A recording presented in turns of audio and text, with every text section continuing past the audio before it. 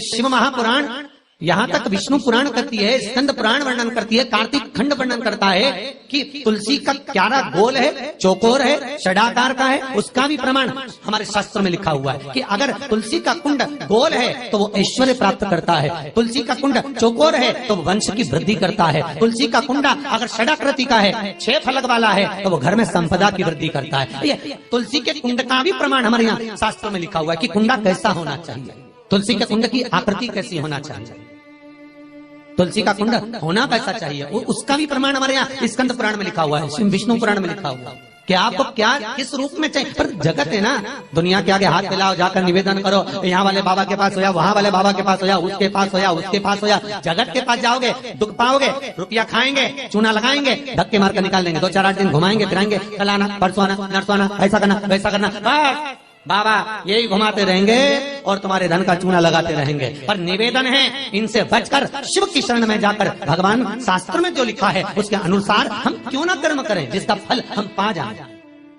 हम क्यों ना ऐसा कर्म करें जिसके फल को हम पा सकें, हम क्यों भ्रमित हुए।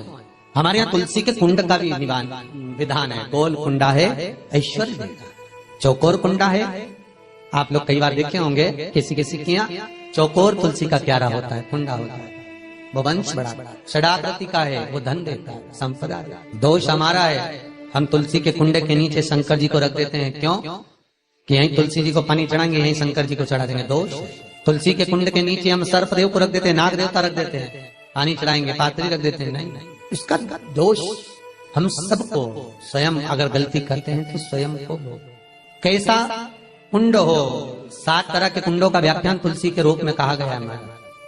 पहला गोल, दूसरा चौकोर, तीसरा षडाकृति, चौथा त्रिवेणी, 3 कोने वाला कुंडा। शास्त्र कहता है जिसके मार्ग घर में टुकड़े हो रहे हो, घर विभाजन की ओर हो रहा हो, तो 3 कोण का कुंडा घर में रखकर पूजा करने पर परिवार एक हो जाता है। 5वां गार्डन में बिना कुंडे का, बिना कुंड का जो तुलसी का पौधा रोपित होता है, बिना कुंड के एक बगीचा जैसा बो दिया जाता है, तुलसी तुलसी उत्पन्न हो जाती है। महाराज वहां पर संपदा तो रहती है पर चिंता बहुत रहती है, टेंशन बहुत रहती है। क्यों? घर के दरवाजे के बाहर इतनी सारी बगीचे में तुलसा कर दी, कोई निकल कर जा रहा था उसने थूक दिया, कोई निकल कर जा रहा था उसने पानी डाल दिया, कोई श्वान ने, कुत्ते ने, किसी ने, बिल्ली ने गंदगी कर दी, उसका दोष आपको लगेगा। इसलिए कुंड के अंदर तुलसा का वो धन तो देगा, जो तुमने बगीचे में तुलसा लगाई है, गार्डन तुलसा का करा, वो धन तो देगा, संपदा भी देगा, पर चिंता को बढ़ा देगा। 5 मारा। 6, तुलसी के कुंड को 3 धार पर लटका कर रखना। कई जगह पर आपने देखा होगा तुलसी का जो कुंडा होता है उसको 3 जो तार होते हैं, 3 जो चेन होती है उस पे लटकाया जाता है। महाराज विष्णु पुराण उसका भी व्याख्यान करते हैं। महाराज वहां व्यक्ति के कार्य उन्नति की सीढ़ी की ओर बढ़ जाते हैं। जैसे भोजन की थाली लग गई, भोजन तैयार हो गया, बस खाने बैठे हो और थाली खसक गई, समझ लेना कि तुलसी को अधर पर लटका कर रखा है। इसलिए कार्य तो हो रहे हैं, बनने वाले, 4 दिन बाद ये काम होने वाला है, 8 दिन बाद ये काम होने वाला है, लग रहा है कि इसमें इतना फल मिलेगा, लग रहा है इस व्यापार को करेंगे तो इतना फायदा हो जाएगा, सब कुछ करा, लाखों रुपए लगा भी दिए, थाली मालूम पड़े खसक गई, अधर लटका है। 7 क्रम है तुलसी के, ये 6ठा क्रम बताया। तुलसी का 7वां क्रम, तुलसी का 7वां क्रम है। महाराज तुलसी का कुंडा जैसा घर के आंगन में है, तुलसी का कुंड जैसे घर के आंगन में विराज रहा है, ऐसा ही छोटा सा कुंड भगवान के लिए रोपित करें।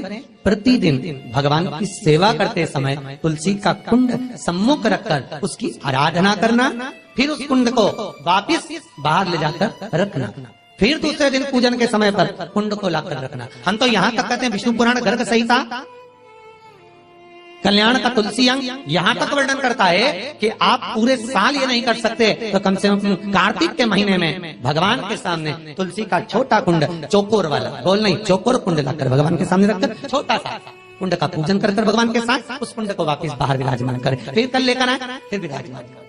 आप पूरे साल नहीं कर सकते तो 1 महीना, उसका फल 1000 गुना प्राप्त होता है। तो किस चीज के लिए कहा गया कि तुलसी का कुंडा एक बाहर हो, एक घर के अंदर मंदिर के सामने पूजन के लिए रखा जाए? तो कहते हैं उस घर में वैभव, सत्ता, संपदा, लक्ष्मी, समृद्धि, शांति की कभी कमी नहीं है, कभी प्राप्ति, सुख की, आनंद की। 7 तरह के कुंड, 7 तरह के तुलसी के रोग का वर्णन हमारे यहाँ विष्णु पुराण में किया गया। आप किस भाव से कर रहे हैं ये आप महाराज। स्त्रियों के, नारियों के जितने भी रोग होते हैं, बीमारियां होती हैं, रजोधर्म से जुड़ी हुई जो भी तकलीफें होती हैं, उसका भी व्याख्यान देवी भागवत में स्पष्ट कहा गया। गुलर का फूल अर्थात जो देवी जी को, माता जी को जो घंटी वाला फूल चढ़ता है लाल कलर का, गुलर का फूल, माता के चरणों को छुआकर, तुलसी के पौधे का स्पर्श कराकर जो नारी को रजोधर्म से जुड़ी हुई परेशानियां होती हैं, उसके अंतर्गत वो फूल तुलसी का पौधा दिखाते हुए खिला दिया जाता है। तो 3 दिन में उसको 2 दिन में आराम लग जाता है, 2 या 3 दिन में हमारा।